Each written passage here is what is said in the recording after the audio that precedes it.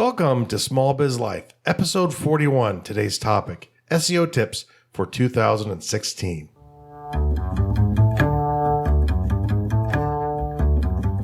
Does this sound familiar? Oh my God, I have so much to do today. Don't forget to breathe. But I have almost 400 emails in my inbox and 30 phone calls to make. Have you looked into getting a virtual assistant yet?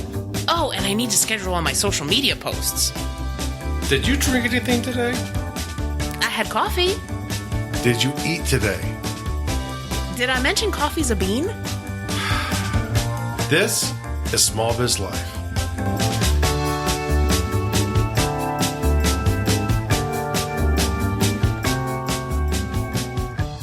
Welcome to another exciting episode of Small Biz Life.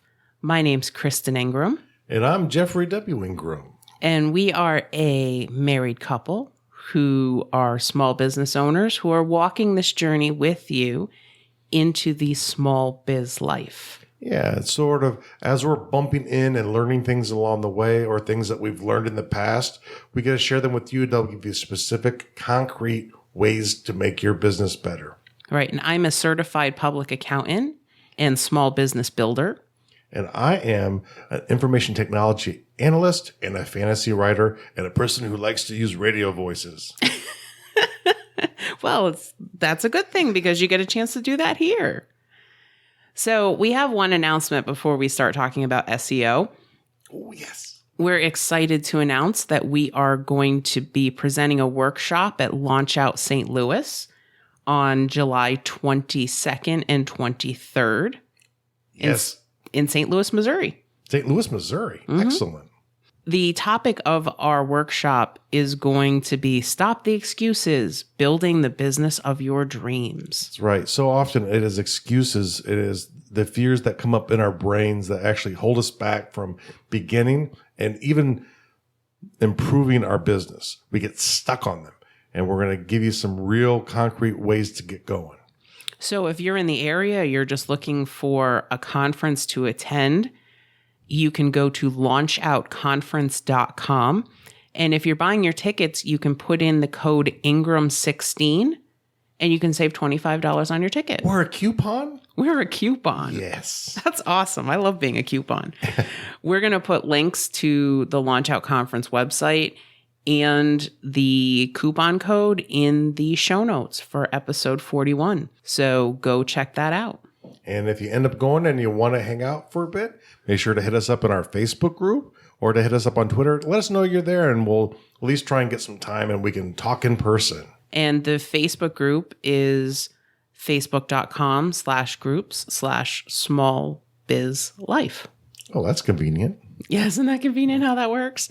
And I actually want to give a shout out to the community because I reached out to them this week and said, all right, we're going to talk about SEO. What do you want to know?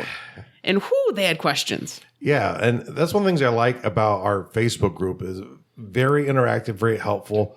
I'm sure occasionally things do get missed by people, but in general, we have very good working relationship with the people in the group. They really want to be helped and help people at the same time. Wonderful group. Yeah. So you might want to check out that group.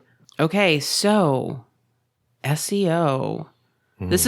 It's funny because for a lot of people, this is like the iTunes voodoo. Yes, except there's a lot less voodoo. Well, there's still voodoo in it, but you can at least see the voodoo happening. Right. So first, what is SEO?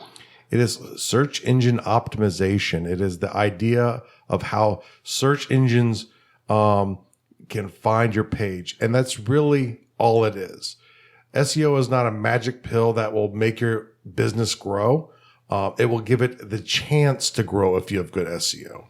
But the big thing to keep in mind as we go through SEO is if you focus 100% on SEO, you might not be delivering content that will help people become your customers.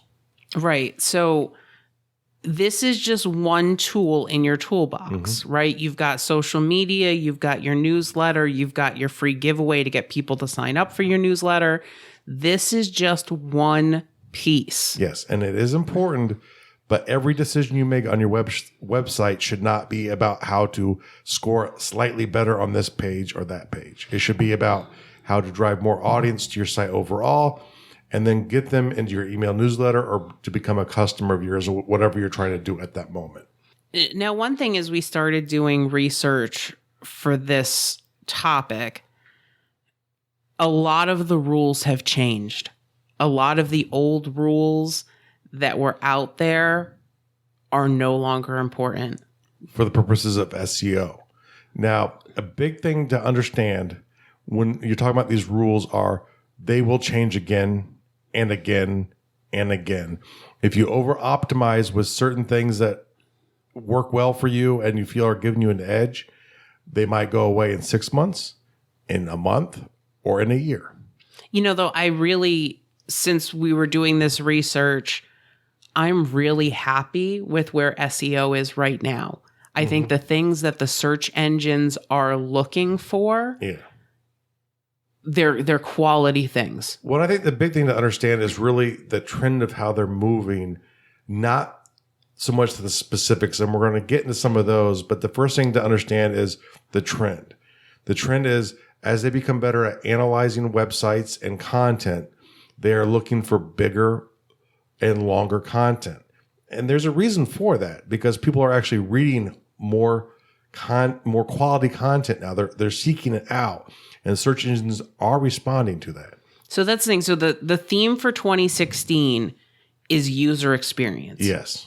That's really, as we were reading all of this content and going through and picking out the do's and the don'ts, it really boils down to user experience on your site. And I think that's so important, not just from a website, which should always be the focus of a website is user experience, but from a business. You are trying to serve the needs of a specific group of people. If you keep that in mind as you're making decisions and you're unsure about the SEO, always fall on the side of improving the experience of your customers who are visiting your website. Okay, so we're going to go through, we've got two distinct groups of information. We're going to talk about the tech side of things, and then we're going to talk about the content side of things. Okay, so the first thing for tech is page speed. And we've talked about that before. We've talked about that before. Kristen's going to put a link to that episode in the show notes. I will. I'm sorry, giving her more work. But the thing to keep in mind ultimately is there's a website called Page Insights. From Google, it tracks two things: desktop speed and mobile speed. Both of these are important. It's usually easier to work up desktop speed, but you have to do stuff for mobile speed too, because Google specifically is very, very mobile and thought basis. And if you are not good on mobile and they're on their phone, Google's going to gig you. Exactly. And that's actually the second point is looking at your mobile design. Is your site mobile friendly? Is it fast on mobile? Because right now, I think about 60% of all online content is consumed on a mobile device. And the most important thing on a mobile device, usually the first gig I see when I look at page speeds on our sites or on other people's sites, is you need to move your scripts. These things need to be put at the bottom of your site. There's a great plugin called Script to Footer. Install it. So we've got an entire episode where we go through WordPress plugins and we talk about increasing your page speed. If you're interested in that episode, check out the show notes. I'm going to link to all the information that we have on page speed and mobile. Yeah. Okay. So there's so much content that we want to get through and give you guys that if there's stuff that we've covered before, we're going to make sure that all the links are in the show notes for this so you can check that out. So, page speed, mobile.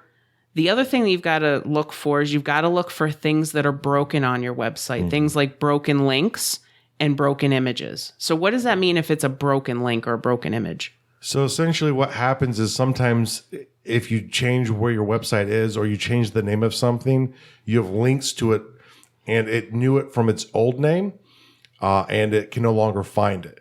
And these happen very easily. There are a couple different ways you can actually look into that. There are websites that you can Google and find that will actually go through and try and find them they're not always 100%. Or you can get a plugin. There's one I saw earlier. I think it was called like WordPress broken link status. It'll scan through all of your links and try and find ones internal and external. You have to play around with it to have it look at what you want. Make sure there are as little or no broken links. And if you know your stats behind the scenes, you'll see links to 503 errors. Those are typically request errors that it can't find something on the back end. Right. So you want to make sure that all your images work, that all your links work.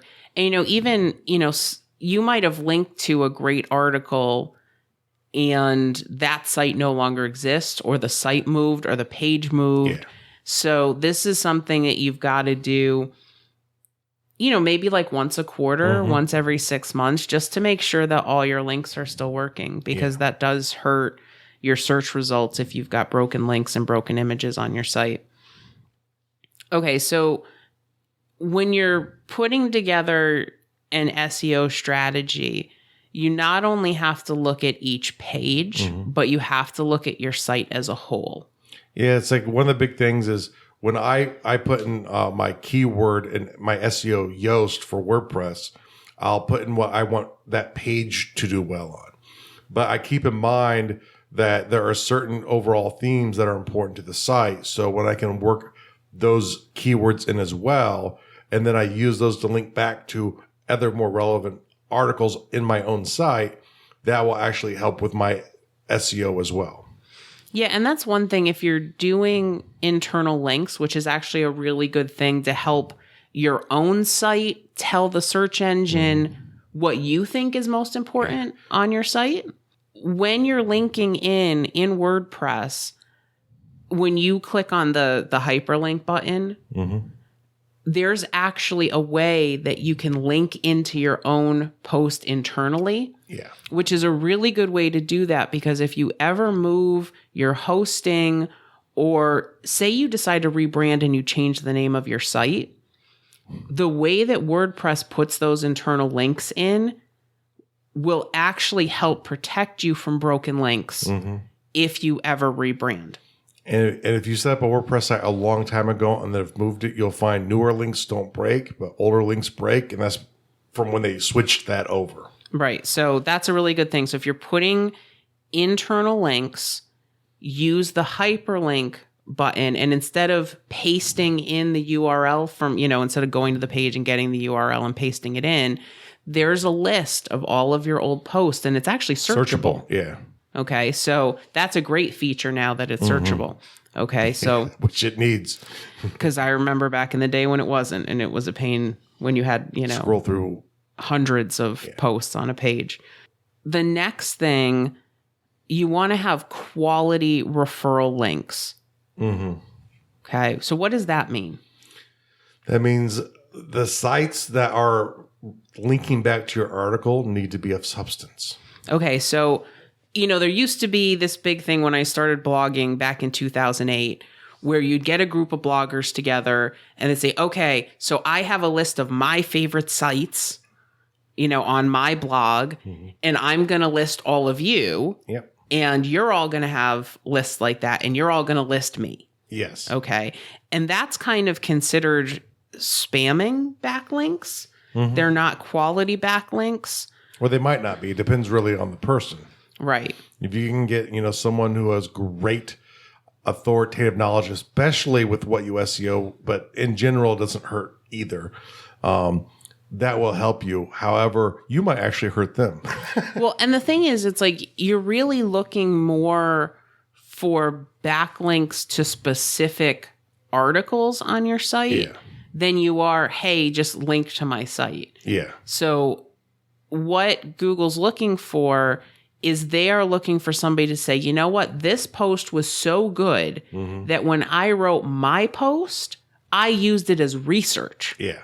Right? For my post. And that's actually even more important than the page ranks of people. Is if they're referring to you to a specific article, it means a lot more than if you're up on their links, where it means nothing and maybe can even hurt you. Yeah. So like in academics, it's a really big deal when you publish an article and other people refer to your article in their article. And it's funny because in academia, that's actually something that we track. Yeah. That you've published X number of articles, but it has been a reference for other papers. So, and that's like a really huge number, that we look at. And Google's starting to do the same thing. Yeah. Say, all right, you wrote this piece of content and 25 other sites thought it was so good that they referred to it in a piece of their content. And another good thing is if, depending on what the page rank is, which is determined a lot by the extension, if it's a .edu or a .gov is more meaningful than a .com in general. If you get like a link from a .gov or a .edu article linking back to your .com, that's a huge thing. The other thing that helps a lot too is if Google links back to you. Yes. And one of Google's properties. Because all of their sites are high.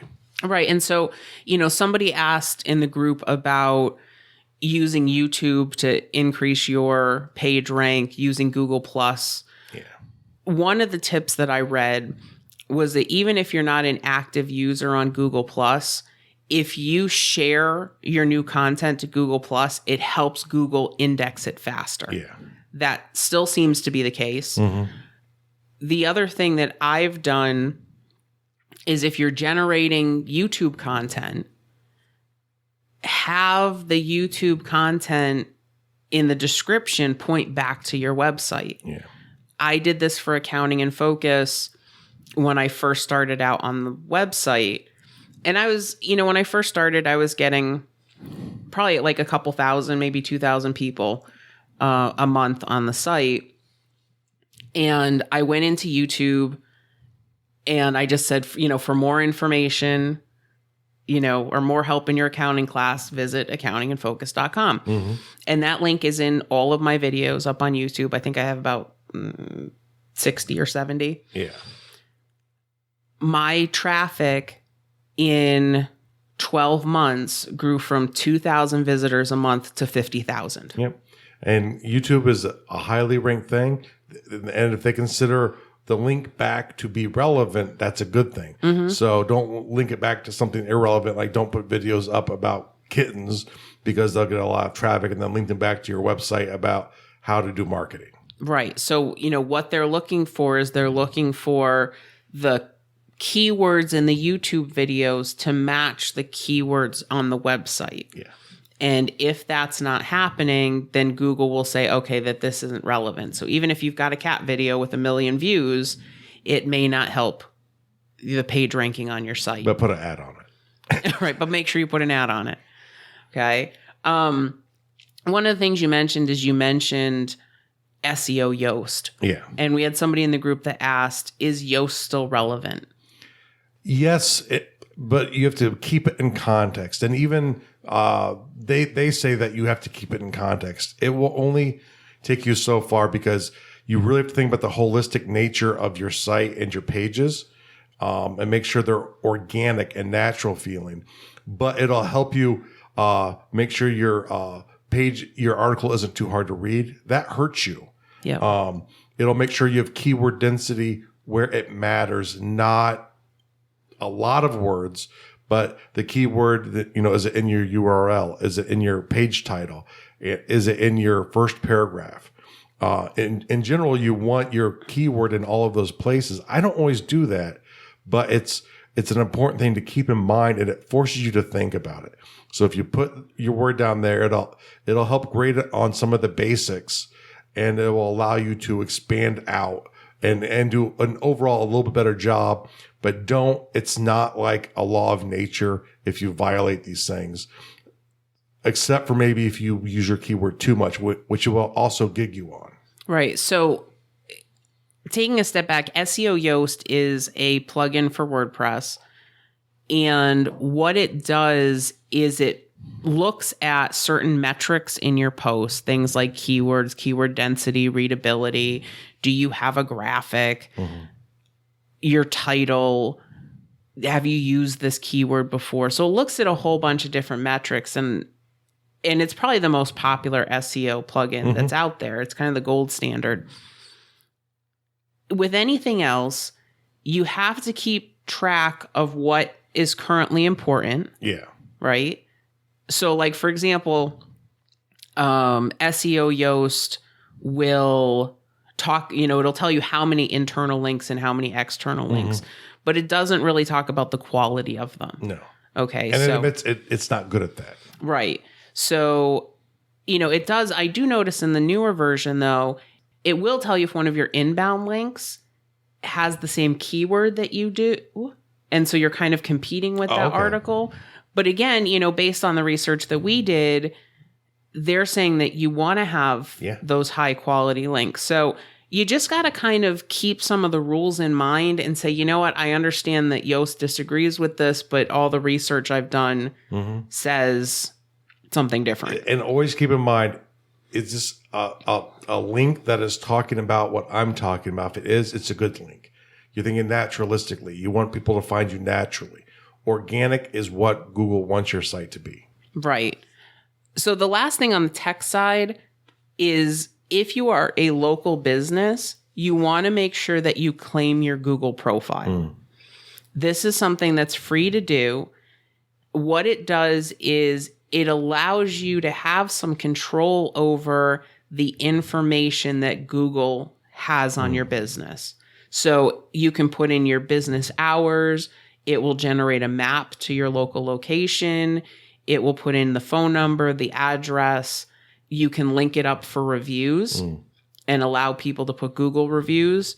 And the thing is, like, if you don't claim this, you don't have control over what Google has. And it can be wrong. Right. So I've seen, it drives me crazy when I search for a restaurant and the first thing that comes up is the Google profile and their website's not listed. Yeah.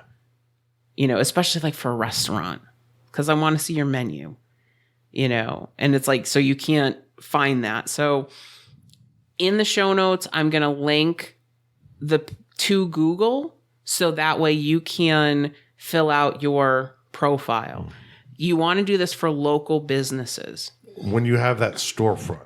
Exactly. So this is, your hours, your location, the Google Maps. It also indexes you into Google Maps. Yeah. So it'll help people find you if they, if they're trying to search for directions. So that's a really good thing to do. And there is actually one more thing we have to talk about: buying and selling of links. This happens in social media a lot, which is not great in social media. It will hurt you a little bit. When it comes to links, buying and selling links, which is essentially you're buying for link backs to you or you're selling link backs to other people.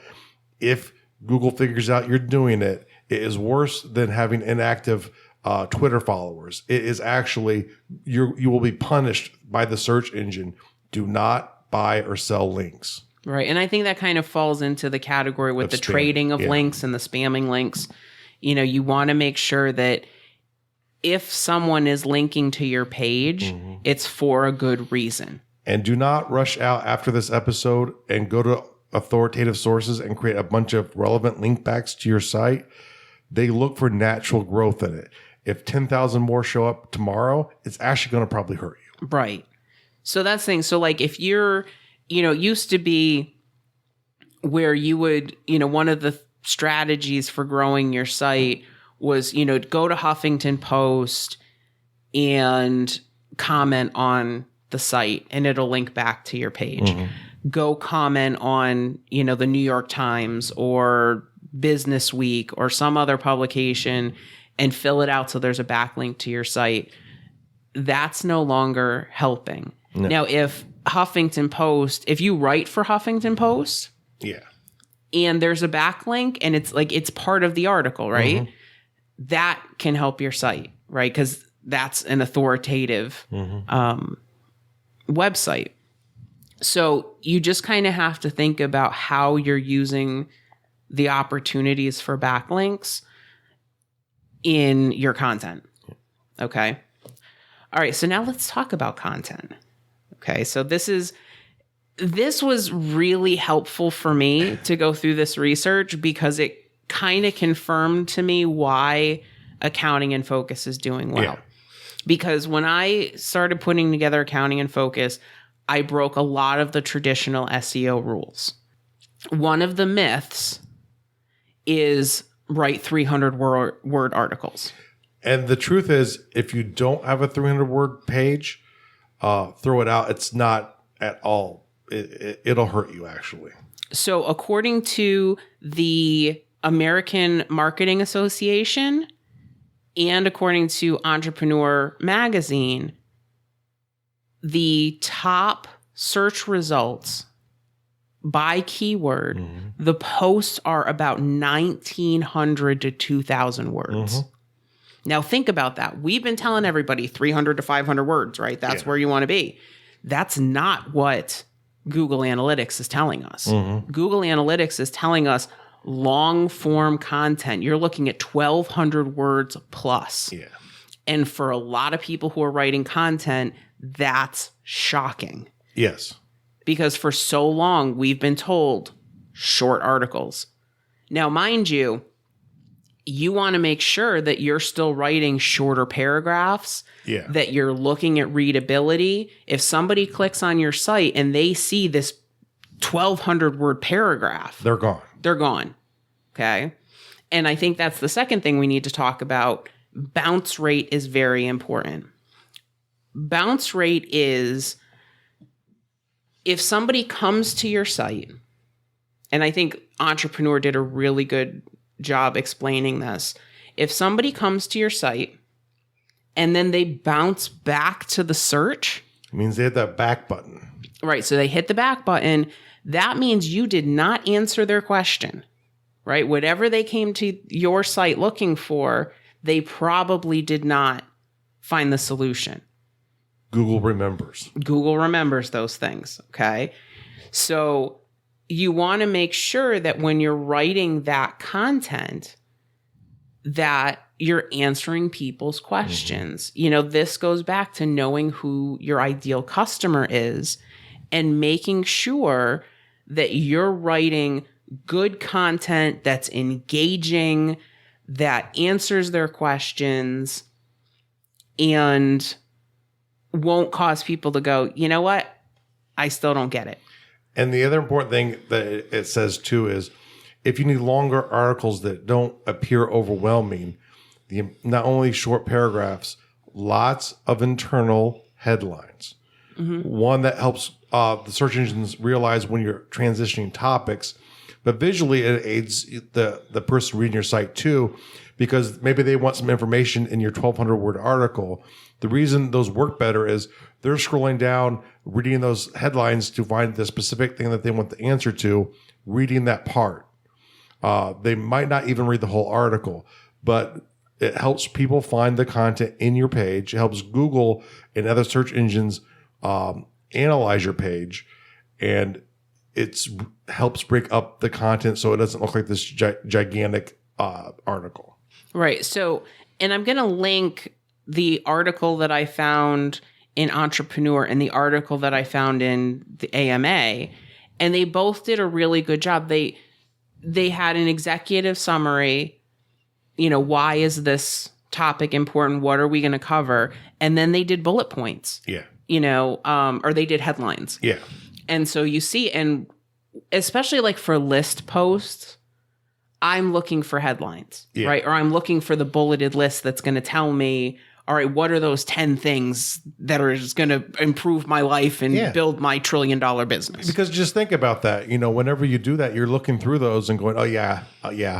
Oh, wait, what's this? And you read that one, the detail of that one that makes a lot of sense. You get the notion from the list of what the list is, and you go yes or no with it. But you read the ones you don't know, not all of it. Exactly. So the next point, and this is going to throw a lot of people for a loop because this breaks another one of those rules that we've all been told. Frequency is not as important as quality. For SEO purposes. For SEO purposes. So, you know, we've been told you've got to blog every week, right, to keep yourself relevant in the rankings. And what all the experts are saying is that it's better to put out a really good 1,200 to 2,000 word post once a month, you know, with lots of research and authoritative links, than to put out some, you know, a 500-word post every week that you're just putting together to get content out there. Yeah. So here's the thing. This is what I do. So, and this has worked well for me. There are times that I just want to send out like a reminder, like, hey, your quarterly taxes are due. Or, hey, you know, I'm feeling really overwhelmed. Here's some tips. You know, are you feeling overwhelmed? Here's some tips to get over that, right? That stuff I put in my newsletter. Yeah. Okay. And I generate content that only goes out to the newsletter list. And if you're on our newsletter list, you know, you've seen that there's stuff that I write that's completely unrelated to what we're doing on the podcast. And it's fresh content that only goes on the newsletter list. It's typically shorter content, right? It's not so much authoritative. It's my thoughts on things, you know, or it's something like, hey, there's a deadline looming, which if I put that up on my website every single quarter, it loses its relevance. It loses its relevance. So think more about developing quality content that people are going to want to read. And save the other quirky comment, because you still need the other content to help engage your fans and keep them happy. Because once again, this is the difference of them finding your site versus them becoming your fans. But so often one of the things people say, I don't know what to put in a newsletter. Put the shorter, the quirkier stuff in there. The time relevant stuff should only go out once, you know, in a broadcast email. But, you know, you can keep the rest of it in evergreen content if you want to. But on your site, try for evergreen content whenever possible. Longer form that'll be useful over time, because time's another important thing that people don't think about a lot. But the longer you own your domain, the longer you producing content for your domain, the better your results will be in general. Right. So when you're writing that authoritative content, and we all do this, right? We do research. So when we were putting together the content for this podcast episode, we did a lot of research. I think by the time we were done, I probably read 15 or 20 different articles. Don't just do that research and then say, okay, these were all my ideas, right? And write it as if you came up with all this. Google rewards you for putting your research into your posts. So if you say, you know, according to Entrepreneur Magazine, blah, blah, blah. Right. The average post, you know, to get a number 1 or number 2 ranking is 1,900 to 2,000 words. Put the link to the article. Show where you got that. Remember writing research papers in high school and college, and you had to source stuff? Think about doing that as you're writing content for your site. Here's the winner's tip today. If you're writing the article, just copy and paste the URL right next to it. It won't look right. And when you go through it, you'll be like, oh, but it'll remind you that this needs to be linked in. Right, exactly. So that's what I use all my tabs for. Because I've actually done it before where I've written stuff and I found a really good piece of information and I couldn't find it again to link back in the article. Yeah. So, you know, think of writing authoritative content like writing a research paper. Just as your teachers would reward you for having good sources, Google does as well. Well, they punish you. Google rewards you. If you don't research on the research paper, you get punished. Google rewards you. This is true. Yes. You know, think of it like that. And I think for me, that really helps. You want to make sure you have unique images. If you are going to use stock photos, first of all, make sure you do it ethically. Okay. Don't steal other people's photos. But if you're using a stock photo, put some text on it. Make it into a meme. Because using unique images helps your page ranking. You know, if Google finds that everybody's using the same image, then they start to ding all of those articles. Yes, and when you tweak it and make it your own, you've saved yourself. Take a quote from your article, take a quote from one of the people that you're actually quoting in your paper or in your article, and put that on a picture. It'll make the picture probably much more likely to be unique in the internet. Make sure that when you are writing your content that you are not stuffing it with the keyword. Yeah. And the old school, what people would used to do, they would put the same color background and same color text to stuff every page. And if you're still doing that, you better go back and get rid of all of those. For a long time, Google has actually punished people for doing that. Right. If you try and hide it. Right. So that's where people would, in their footer, and I see this a lot on local websites, that they provide whatever service, and in their footer, they have every single town listed like in the state. So that people are like, okay, this is heating repair in East Windsor, and heating repair in Windsor, and heating repair in East Windsor and South Windsor. And those things really hurt your page ranking because Google realizes that you're trying to stuff keywords into the page. One thing that's really good with the SEO Yoast plugin is it will actually tell you how dense your post is with keywords. It's kind of interesting because it tries to get you to balance somewhere, I think, around 3%, where it'll be like you're too low. But then if you go too high, it's like, whoa, you're going too high. Because the tendency is to try and stuff that word as many times in there. But thesauruses are a great tool in this scenario because they also not only look for the keyword, words related to it, either contextually or in meaning, help increase what Google thinks about the page. Right. So Google will actually recognize if you're talking about websites, it looks for terms related to that term to see, are you talking about all those things, or do you just keep saying website over and over again? So when Google is evaluating content, they want to make sure that you're actually writing something that's relevant. Okay. And you're not just using the same term over and over again to try to grab people to your site. And the articles that I read said that your post should be on a single topic. Yeah. So you want to make sure that you're not jumping all over the place, that, you're not writing about 4 different things in an article. Stick to a single topic and go deep. Yeah. Here's an example I see a lot from the types of articles I read. When I do research on plugins, you'll find these great articles sometimes on like 2016's best WordPress plugins. Well, that's kind of nice, but instead of doing that, get your best plugins and line them up and say, okay, well, these are for visual effects. These are, break them down by category. If you can make the category more specific, will probably spend more time on that page itself. And it'll help focus the topic where, you can get a WordPress plugin for anything. So. Right. So exactly. So be very specific, pick narrower topics. Like I said, go deep with them. Do a lot of research, give people value.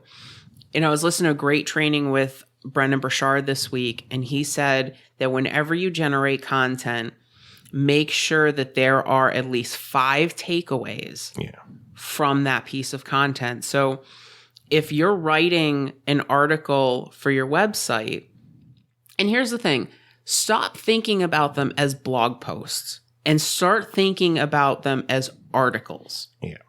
Right? Because I think that we think more when we think in terms of an article. When you're writing that article, look at it and say, what are the 5 takeaways that I want somebody to get? And since we're now talking about 1,200 to 2,000 words, we have the space to do that now. Where you're going, oh crap, it's got to be like 300 to 500 words, and how can I possibly get everything I want to get in there in that word count? Well, folks, you have more words now. Yeah. And definitely the 300 to 500 is a minimum, but think of it as that. Go longer. Right. So what I'm kind of thinking in my head, most of the articles that I read said if you really want that sweet spot, you're looking at 1,200 plus words.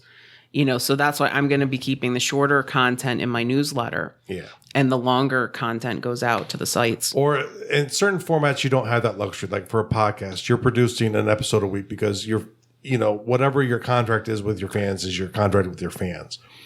So you don't want to stretch it out. So if the website backup for it isn't that long, one of the older strategies, which is not as good, but is still useful, is have authoritative articles on the topics, and then you use internal links to push back to those.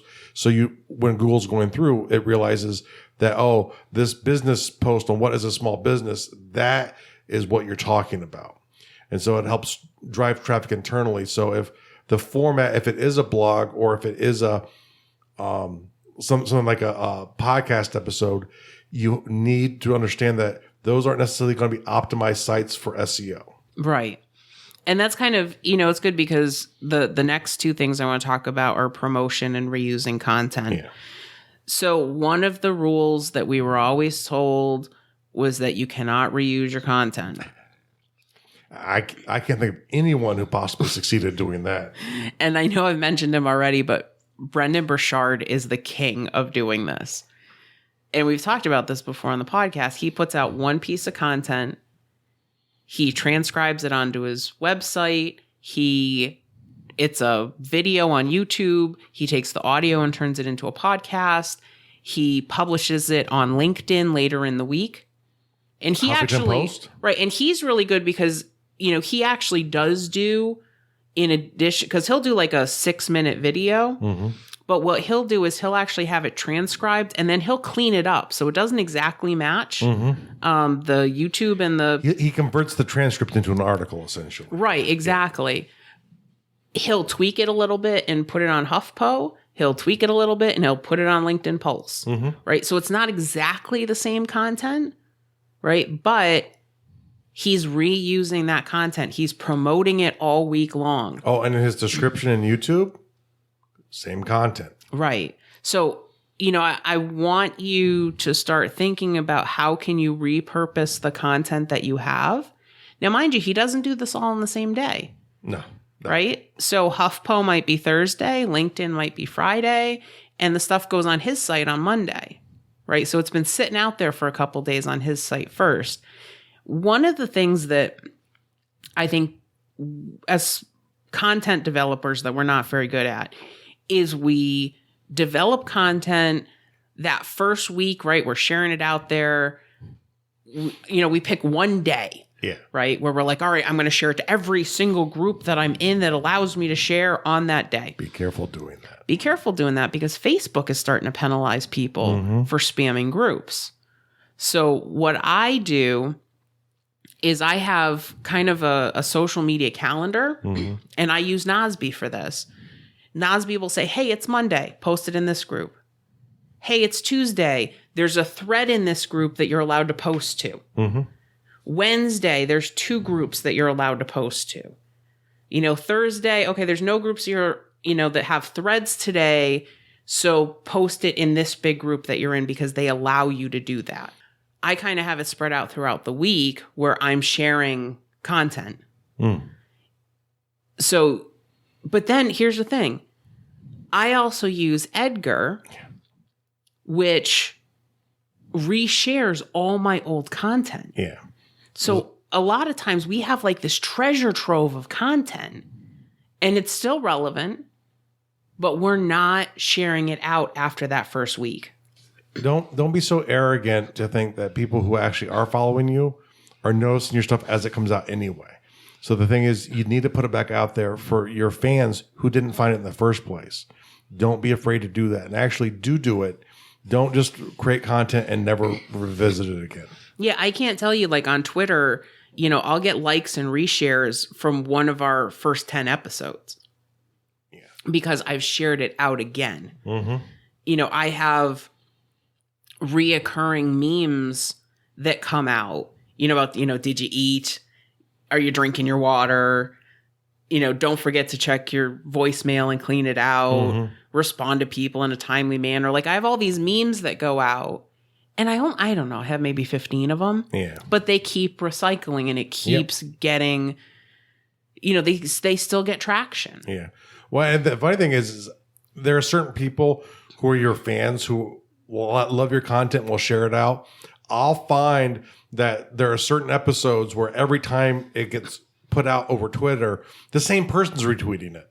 And because they either really love the episode or for whatever reason, 4, 5, 6 times the same person's retweeting it for me, but it's for whatever reason they're connected to that episode. Right. So that's the thing is, focus less on frequency and focus more on quality content that you can keep sharing for years. Yeah. So if you kind of think about a lot of the stuff that we do in this podcast, we try to do stuff that is enduring. Yeah. Right now, this is probably going to be one of those episodes that we're going to do this once a year. Yeah. Right. Because SEO is constantly evolving. So that's why we called this SEO tips for 2016. Yeah. Right. Because this is probably going to become something that we talk about once a year. What are the changes? What are the themes? And another pro tip is in general, when you're looking up for stuff for WordPress or related material, be concerned with it in the year that you're doing it, because the best WordPress, social media plugin 10 years ago probably is not the same one today. Or there might be different competitors that might meet your needs better. So when you're searching for something new on something at that moment, use the year in your search query to help find relevant content at the moment of time you're looking for it. And that's the thing too, is that if you're writing content on a topic that changes annually, then put that, best restaurants in Seattle 2016. Yeah. Right? Because in 2014, they may have been different. Or for whatever reason, the content for your area is very timely, and it all is. Set up your permalinks, which is another important thing to do, with the year, month, and date along with the name of the article, because that will help them say when it's relevant, and you'll get a little bit more of a push early on. And yes, it'll kind of go away over time, but if that's the kind of content you're creating, you need it to kind of go away over time. Right. And, one of the things that I saw over and over again as I was doing the research is you have to have a content strategy. So you want to have a content calendar, right? That says, all right, this is how often I'm going to post. And then, let's say you go for once a month. Yeah. So maybe the first week of the month, you're kind of toying with ideas, you're brainstorming where do I want this piece to go? Week 2, you're doing all your research, right? To make sure that you've got enough research, that you're an authority on the topic. Week 3, you're writing that piece. Week 4, you're editing and getting ready to post. Yeah. Okay. We've all gotten in this habit that I've got to write every week. I've got to write 4 times a week. Just write really good content. Yeah. I've got content on accounting and focus that I wrote, 2.5 years ago, 2 years ago. Yeah, 2 years ago. And it still does really well in the search engines. The way I like to think about it is to keep the customer, which in case of even a blog is the reader, in mind. The better content you deliver them, the search engines, the trend is the search engines are getting better at figuring out what that content is. So that's the thing. As search engines get more intelligent, we have to step up our game. But I love where it is right now, because right now it's about writing really good content, right? And that's something that, a lot of us who are doing online content development, we've been pleading for. Okay, but I write really good content and I'm getting beaten out, by this jerk that's stealing content from other people, and it's not well written, and it's short form, and it's all bullet points, and it's 300 words, and we're finally getting rewarded for putting out good content. And that makes me so happy. And the strategy today is if you're working with your friends to try and help each other get better, don't worry about link backs to sites. Maybe a strategy would be if you have 3 friends who all are in similar areas, take that long form and share it on each other's blog in a tweaked format. And that'll help all the blogs kind of grow together. Right. And that's a much better strategy. And it makes your site look more authoritative because more people are authoring content for it as well. Yeah. So kind of think about it. You know how, people are doing like pub crawls and Periscope crawls and Twitter crawls, and you could do that with articles. Yep. You can say, okay, now, I'm writing the first piece. Now go over to this site who, and this person's going to talk about this. And you can kind of, you can get people to loop through your sites that way. That's a much better way to do it than to just say, well, here's all my friends' blogs. Yeah. Or what you do is you say, that article you've written was great. Can you tweak it for mine? And they'll make a few changes. They can put it up on yours, adds more content, SEO, and you're not writing it. And they're getting credit for it. It's linking back to their site, which helps them too. But it's also, you're all growing together in a natural way, because that's really the thing to keep in mind. They want organic and natural, just like people do in the markets now. When they go to the grocery store, they want organic food. Well, people are consuming organic content. Right. So the things you want to think about mobile friendliness. You want to think about page speed. You want to make sure that there are no broken links on your site. You want to make sure that you are writing good, authentic, well-researched content. Okay? Be yourself. Be the authority that you are. Yeah. Show the world that they want to do business with you. Yes. And one of the best ways to do that is to produce really good content. Excellent. So if you have any questions, you can jump over into our Facebook group. Again, that's facebook.com/groups/smallbizlife, or click on the Facebook icon on smallbizlife.com. Have a wonderful week. We'll see you next time. Thank you for listening to Small Biz Life. If you enjoyed the show, please take a few minutes to rate and review the show on iTunes or Stitcher. Please visit smallbizlife.com to view today's show notes, take this week's poll, join the Facebook community, follow us on Twitter, or submit a question for the mailbag. Support the show by checking the resources page or by going to smallbizlife.com/Amazon whenever you shop. This was Small Biz Life.